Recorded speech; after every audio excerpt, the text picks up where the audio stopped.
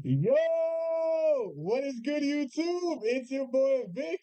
We back. We back. We back with another one. We're reacting to serial killers that are still on the loose today. Now, this is really shocking to me, you know what I'm saying?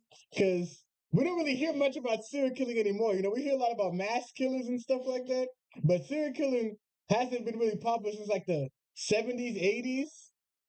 Stuff like that, before we had all this technology we have now. So, ever since surveillance, has become increasing, more police and stuff like that, fingerprinting and all that stuff, DNA, it's been harder for serial killers to stay active for so long. But that doesn't mean that serial killers haven't adapted. So, hey, we will see the serial killers of today, the Ted Bundys, the Jeffrey Dahmers, the John Wayne Gacy's of today. Let's check it out. Vending machine killer. On April 30th, 1985, a 45-year-old truck driver stopped near a vending machine in Fukuyama, Japan. He was exhausted from work and was looking for an energy drink to help him power through the rest of the day. When he approached the vending machine, however, he noticed something surprising. A bottle of Oranaminsi energy drink was already in the pickup tray. Thinking he'd lucked out on a free drink, the truck driver wasted no time chugging it down. What he didn't know was that this would be the last drink he would ever taste. Instead of the refreshing feeling he was looking for, he felt something horribly wrong with his body. A bitter, burning sensation quickly spread throughout his throat, followed by an intense wave of nausea. It wasn't long before he was lying on the road in excruciating pain. He was rushed to a nearby hospital where doctors discovered a lethal amount of paraquat dichloride in his system. Paraquat is an herbicide that was quite common in Japan at the time. More importantly, it's also highly toxic to humans. When ingested, it can lead to severe nausea, throat inflammation, internal chemical burns, and eventually death. This is also why it's been banned completely from over 70 countries to date. Unfortunately, despite knowing the reason for his illness, there was nothing the doctors could do to save his life. There's no antidote for the deadly chemical today, let alone back then. So, after hanging on to his life for a month, the truck driver passed away on the 30th of May, 1985. At first, investigators assumed that given the nature of his work, he might have accidentally encountered the toxic substance while on duty. However, after reviewing his haul records, they found no trace of this herbicide or anything remotely linked to it. This left them with only one conclusion: the chemical was mixed into the drink he consumed just moments before collapsing in agony. But with no leads or concrete evidence, they couldn't determine whether it was a murder or self-inflicted act, resulting in the case getting shelved for the time being. Now, while this might sound absurd today, you have to understand that paraquat was readily available in the country at the time. You didn't need any prescription or identification to purchase the chemical, leading to over 1,400 people using it as the poison of their choice in 1984 alone. In other words, the possibility of it being self-inflicted was just as high. However, just as the investigators were about to give up on this case completely, they received tragic news. Another person had fallen victim to the same poison after consuming Oranaminsi on the 5th of September. Then another 6 days later, and one more 2 weeks after that. By this point, it was clear that someone was deliberately poisoning vending machine drinks across Japan. This was the work of a deranged serial killer. Unfortunately, this supposed killer was also extremely thorough. He didn't leave any fingerprints or DNA evidence on the drinks he tampered with, and only targeted vending machines with no CCTV cameras nearby. As for why his victims willingly drank the unknowingly poisoned drinks he left behind, that had to do with the buy one get one free promotion Oranaminsi was running around the time to entice younger consumers. However, since some people only wanted the one drink, they often left the second free drink near the vending machine as a gift for the next person. This was common enough that people didn't find the laced drinks suspicious and drank them without a second thought. Sadly, this method was terribly effective. By the end of the year, this mysterious vending machine killer had claimed the lives of 12 victims and had severely injured 35 more. But as I mentioned earlier, this killer was a master of hiding his tracks. He operated all across western and central Japan, as well as Tokyo, making it near impossible for investigators to pinpoint his location. The lack of evidence also made it difficult to figure out his motive.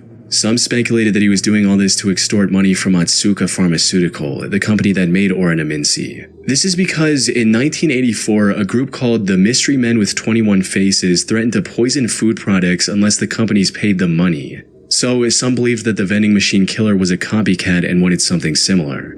However, this theory didn't last very long because Otsuka Pharmaceutical didn't receive any demands or extortion letters from the perpetrator. Additionally, the killer also began using other drinks, like the drink Real Gold and even Coca-Cola.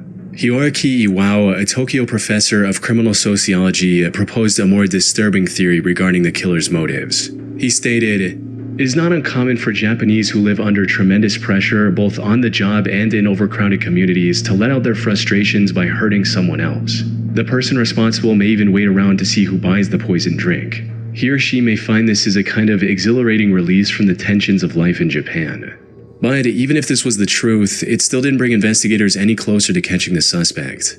Left with no other options, the authorities turned to the public and launched a nationwide campaign on the 27th of September. They placed signs and distributed leaflets telling people to avoid suspicious free drinks and to properly inspect the cap seals on their beverages before consumption. They also instructed vending machine owners to investigate their stock for any anomalies and told chemical shops to monitor their customers more closely. It's unclear how effective this campaign was, as the number of victims kept increasing even after its launch. But then something unexpected happened. On the 17th of November, the murder spree stopped completely after the death of a 17-year-old girl. She was the only female to have died from the poisoning. It's possible that the person who committed these atrocities had a moral code against harming women, though that's nothing more than a baseless speculation.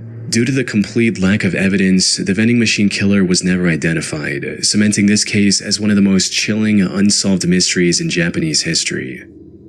Damn. That's crazy. I mean, they said loose today, bro. I mean, this was in the 80s, so I kind of was put off by the date. But that's crazy, bro. I mean, that's very smart. Like, even though it's a bad thing, obviously, it's very smart. Like, with this person, like, that's true. Like, so many people just, they get something from the vending machine, they drink it or eat it just like that without second thought. That's crazy. Little Rock serial stabber. On April 11, 2021, the Little Rock Police Department received a distress call from South Pulaski Street regarding a potential homicide. When they arrived at the scene, they found a middle-aged woman lying on the street with stab wounds all over her body. This woman turned out to be 41-year-old Deborah Walker. She was homeless at the time and was living on the streets when this incident happened. She was quickly taken to the hospital where medical staff discovered that she had been stabbed at least 15 times. Despite lying on the street, bleeding for what may have been hours, she miraculously survived and managed to regain consciousness the same day. Investigators also visited her in the hospital to gather any information she could provide about her attacker. Unfortunately, she was attacked somewhere between 1 and 4 a.m. It was still dark outside, and all that she saw was that her attacker was a tall, African-American male with a slender build. Now, in most other similar cases, such limited information would hardly be enough to generate any leads. But in this instance, the description Deborah provided left the investigators in disbelief. That's because her attacker's profile closely matched the perpetrator of another incident that took place about 8 months earlier in the surrounding area. The victim of that incident was 64-year-old Larry Eugene McChristen. He was living in Little Rock with his daughter Sarah, who was on probation at the time. On the 20th of August 2020, he had a medical emergency and was taken to the hospital in an ambulance. He was discharged from the hospital the next morning. However, when the hospital staff tried to contact Sarah so she could pick him up, she wasn't answering her phone. So they gave Larry the information about a nearby homeless shelter and a bus token to get there. Later that day, Sarah came to the hospital looking for her father, only to learn that he'd been discharged hours ago. She then reached out to the homeless facility Larry was told about, but they didn't know anything about his whereabouts either. The only option she had was to file a missing persons report and wait for the police to find Larry. 2 days later, on the 24th of August, Sarah received the call she was waiting for. Tragically, it wasn't the news she had hoped for. According to the official report, the Little Rock Police Department found Larry's body on South Gaines Street at around 2 a.m. They identified him by the hospital discharge papers he had on him. More importantly, he had multiple stab wounds on his body and was unfortunately already dead by the time the police arrived. His death was declared a homicide, and the investigators began looking for clues almost immediately. This proved quite impossible at first, since there were no witnesses, and there wasn't anything that could be used as evidence. But I don't get how the black guy identification is similar to the white guy. They showed an old white dude picture.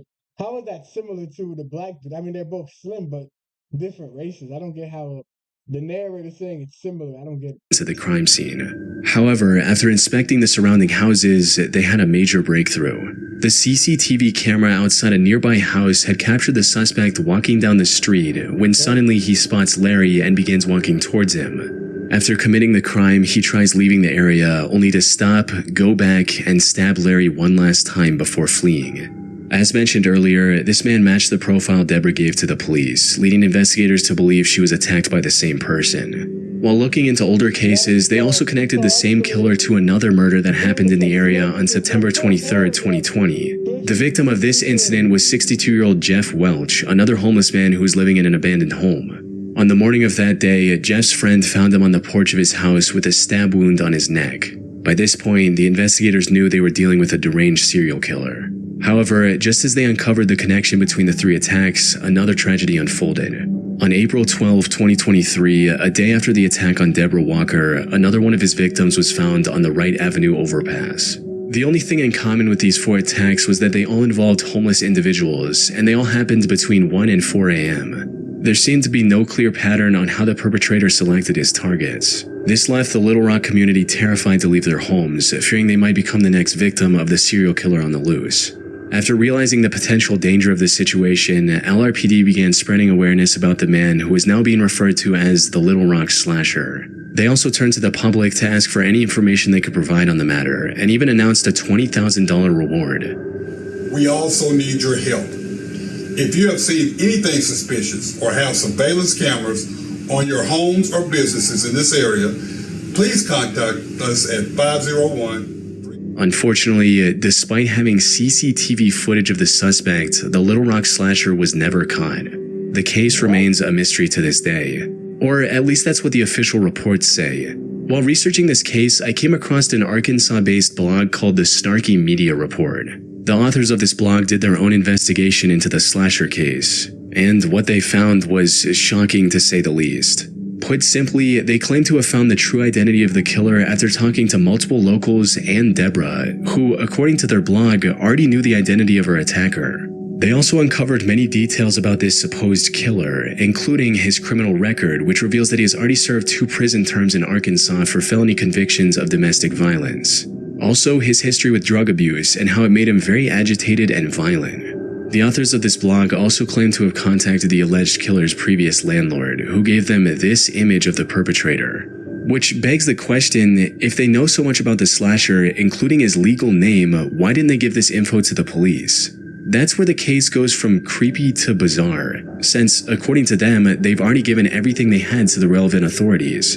Despite this, the Little Rock police didn't make any progression in catching the serial killer. Snarky Media also published a video of the Little Rock mayor and police chief refusing to answer questions about the case.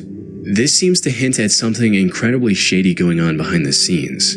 That said, there's no way for me to confirm if the authors of the Snarky Media blog are telling the truth. For all we know, their whole investigation is made up, and this is just some random guy who has nothing to do with the 4 attacks, and it's all a ploy to make the Little Rock Police Department look bad.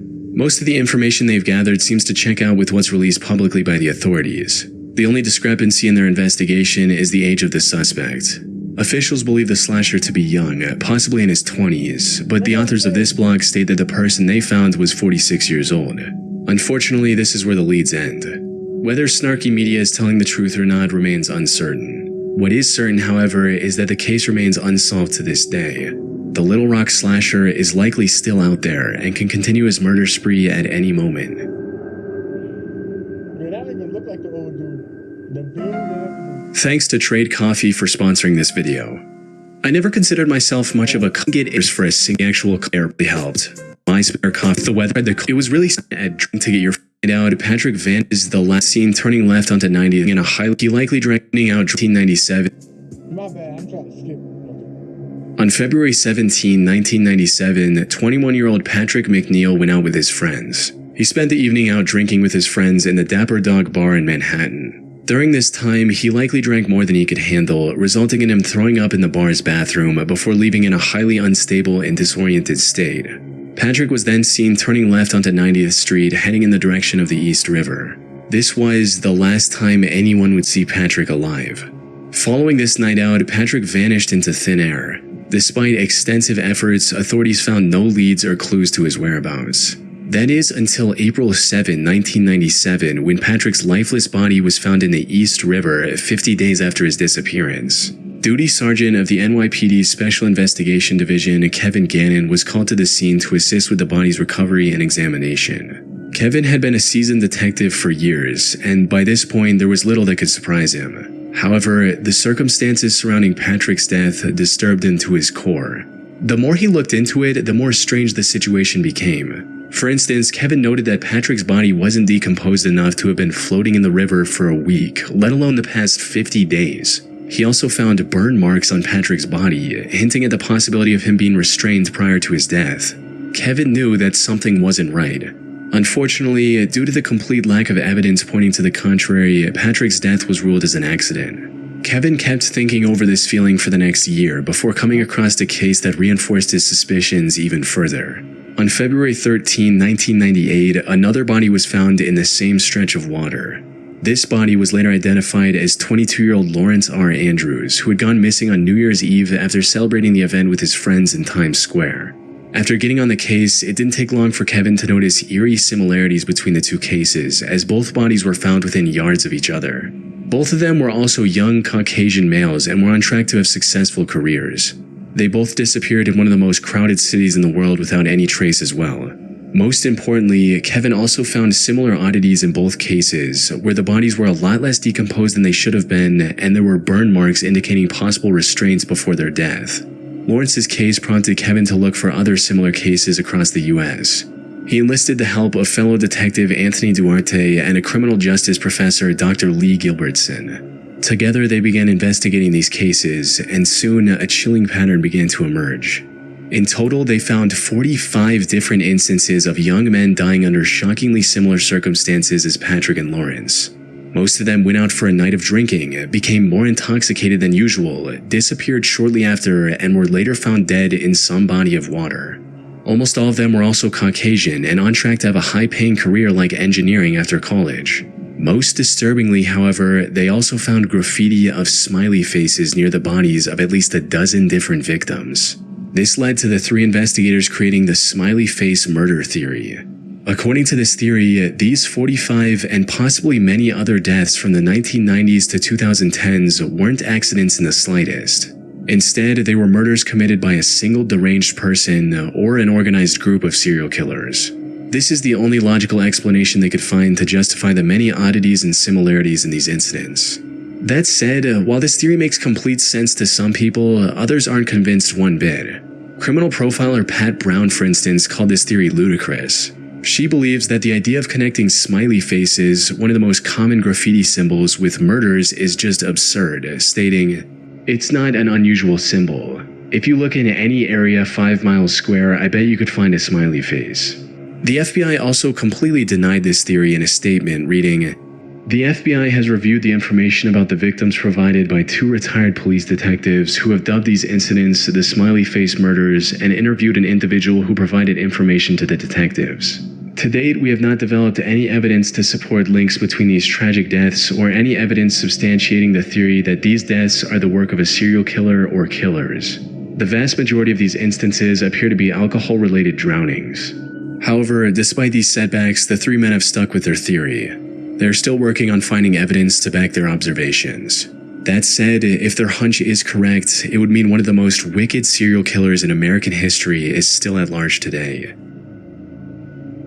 He's not at large because this is the 90s. I-70 killer. Robin Fuldauer was a 26-year-old Indiana University graduate who was working at an Indianapolis Payless shoe source store near I-70 in 1992. The 8th of April was supposed to be her day off.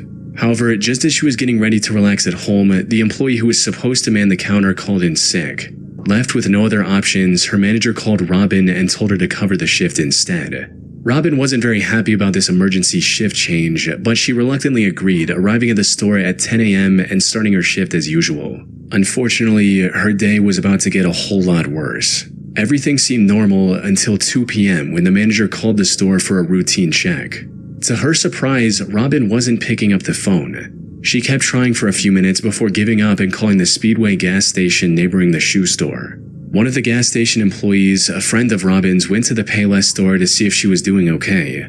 However, what she found inside left her confused. The store was in slight disarray and some of the shoes were missing from the shelves. The cash register was also open and there was no money in it. Most concerning of all, there were no signs of Robin anywhere. Her friend called out Robin's name, hoping she was just in the back and would respond.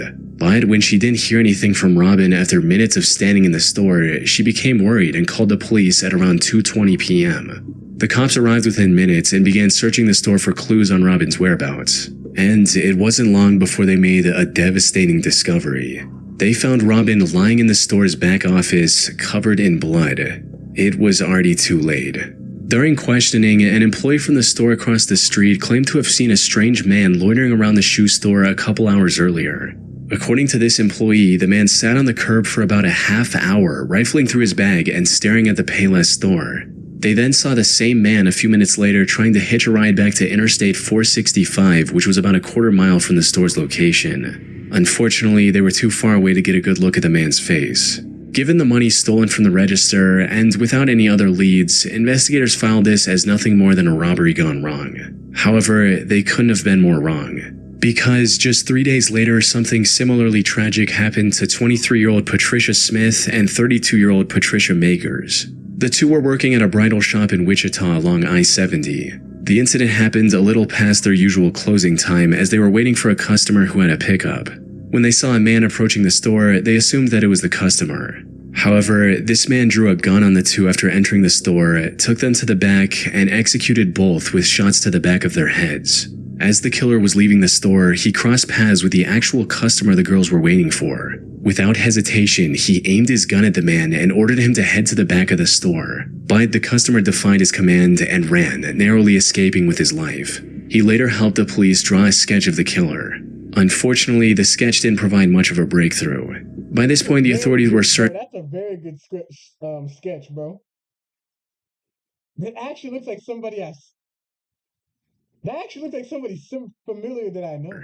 Unfortunately, the sketch didn't provide much of a breakthrough. By this point, the authorities were certain they were dealing with a serial killer, but despite their efforts, the killer's spree continued. By May 7th, he had taken 3 more victims in small, low-traffic stores along the I-70 highway. By the time investigators managed to compile a few more sketches, the I-70 killer stopped his quest and went into hiding. That is until 1993, when he claimed 3 more victims along I-35 in Texas.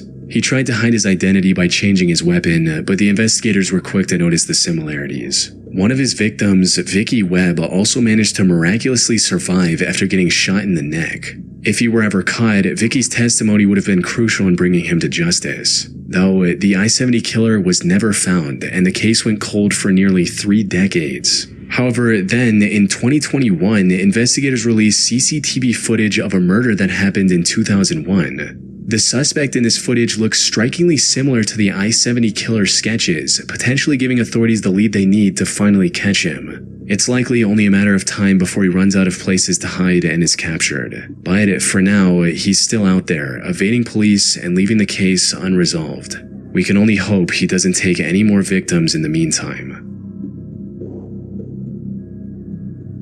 Okay. Now let me see some comments.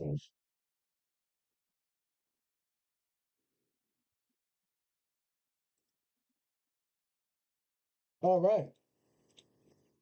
So yeah, I guess that's it for the video. I thought the serial killers would be more recent, like you'll be saying like 2020 and up. I didn't think most of the videos would be like in the 90s you know what I'm saying? Because that's not really recent times. You know, the only one was that 2021 with that stabbing in the neighborhood and the homeless. That one is really interesting. But the other ones, I haven't heard of that Japanese one, but I've heard of the I-70 killer back in the 90s. Yeah. That's interesting. But yeah, man. It's a crazy world we live in, man. But make sure y'all like, comment, and subscribe. You know, if y'all like more videos like this, man, I will continue reacting to this. And I'll see you on the next one. I'm out. Peace.